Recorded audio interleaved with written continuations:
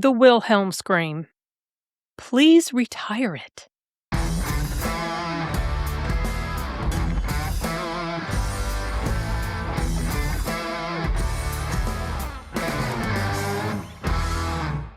It's getting annoying at this point. Anytime I hear it, it just kind of snaps me out of the moment of that particular scene, and it does occur in Spider-Noir, which is what I'm reviewing today. I recently finished with it, and this was fun, you guys. I enjoyed the heck out of it. It was different in a sense that it didn't focus too heavily on the spider as far as his scenes and fighting and all of that stuff. I mean, he is in here, but that's not the main concentration of stuff that's going on, which I actually liked, because sometimes when you see a little bit too much of that, well, for me anyway, I kind of like with over-the-top violence and ridiculousness, I get desensitized. And so what I liked was that this show focused on the story that was taking place. I want to say it was in 1920s or 1930s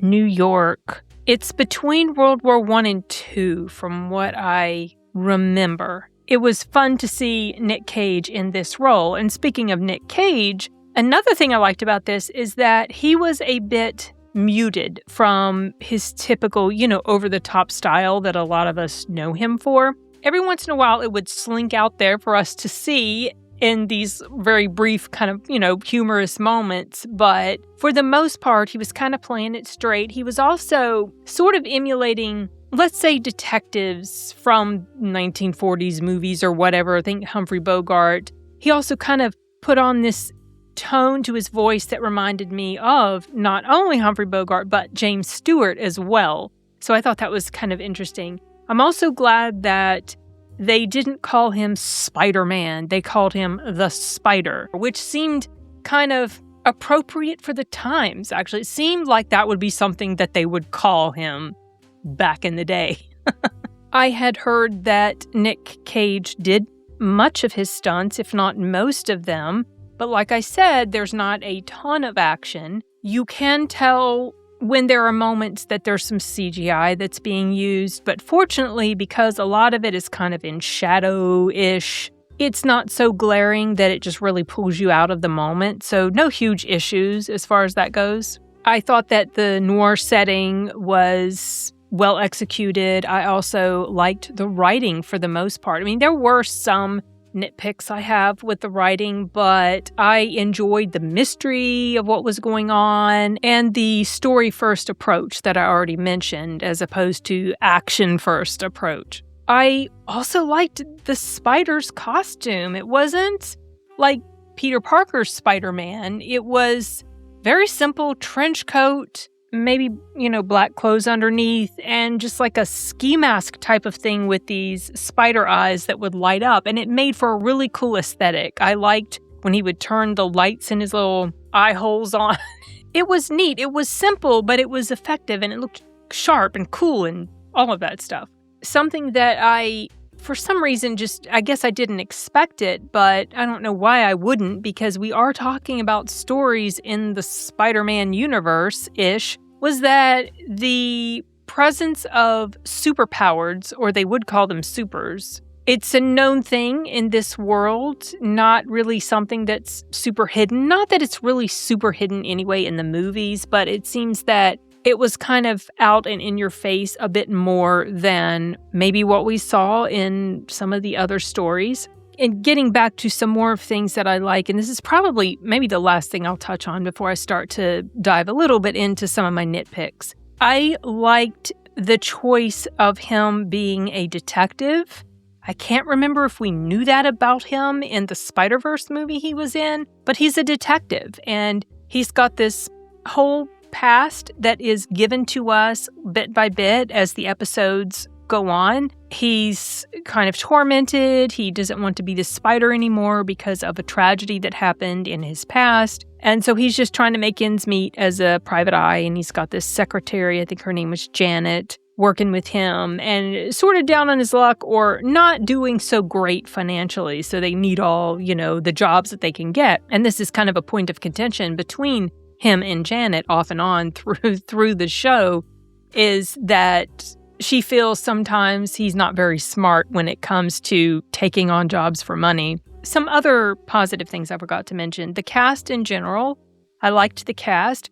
I thought that the choice of Brendan Gleeson to play the character of Silvermane, who is like this big mob boss guy, kind of intimidating, almost as intimidating as someone like Kingpin, though not necessarily because of his muscle, because he had his thugs do his dirty work for him, but he was ruthless. And I thought he did a great job. And then there was Janet was fine, Nick Cage, obviously. Then there was a woman who played Kat. I did not get her name. I don't think I even have seen her in anything before. But her storyline, I thought it was written pretty well, but that character annoyed the absolute heck out of me. She was so frustrating. Though her decisions and her actions did largely make sense, she was aggravating. I did not like her, and I was kind of pulling against her in some ways. You're supposed to kind of feel a little sorry for her. I know, I understand that, but she was, I don't know, she was kind of slimy to me. She had this love interest that she moved on from very quickly, like super fast. And that was the first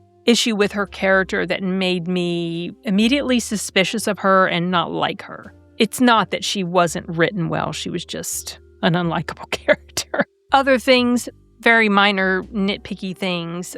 Certain moments that would happen, I could tell the setup for them. It was very predictable. I won't get into super specifics about it, but whenever you're watching a certain moment play out, you will probably think, oh, this is exactly what's going to happen, and yes, it does. So there weren't a huge amount of moments that I was taken completely by surprise, though there were a few, and I did appreciate that at least. And dumb decisions that characters make in order to progress the plot forward a certain way. I'll give you a spoiler-free example. There is a character who knows a particular person wants to do them in. They leave a weapon right there that person can pick up and go after them with. I thought that was a pretty poorly written scene. I understand we have to get to the point where this character does pick up a weapon and go after it, but that was obvious. Like, why the heck are you putting this weapon down when you know this person right here wants to end you?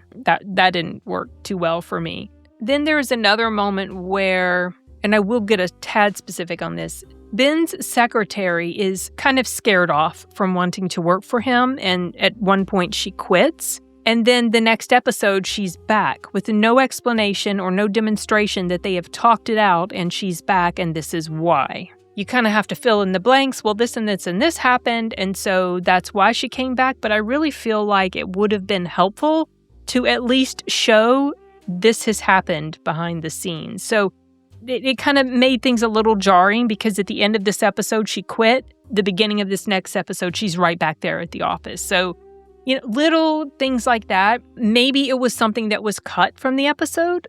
Don't know why it would have been. It's not like filling in the blanks of this situation would have taken a long time. So that's definitely stood out to me. And another thing, there's a moment where Ben's face is all yellow. And I wondered, why is his face yellow? What's going on? Is he suffering liver disease from all the alcohol he's drinking? Like, what the heck is happening? And later, it's referenced that it's bruising from the fights that he's been in, but there's no swelling on his face, no redness. It's just yellow. It's just, what? It was nothing that detracted from my enjoyment of this show. I hope that there will be a season 2. No word yet, not that I've gone searching, but I don't know if we're going to get a season 2. It certainly could happen, a new mystery and new characters and all of that stuff. But yeah, this is fun. I do recommend it, especially if you like superhero / detective noir sort of stories. I thought this was a great blend of those two, and I like the setting and the storyline / mystery and that focus on the actual story instead of so much focus on what the spider can do and the other supers that are around. Like I said, you do get it. It's not that it's not there. It's just that doesn't occupy the majority of what we're seeing on the screen, and that's a thumbs up for me. Also, if you like Nicolas Cage, I think you'll enjoy him. He's restrained, like I said, but Nick Cage does shine through every now and again during certain funny moments. Anyway, that's all I have to say for now about Spider-Noir. It is currently available on Amazon Prime. I think it's maybe 8 or 10 episodes, and the episodes aren't overly long, maybe 40-something minutes-ish. So yeah, that's it for now, you guys. Later.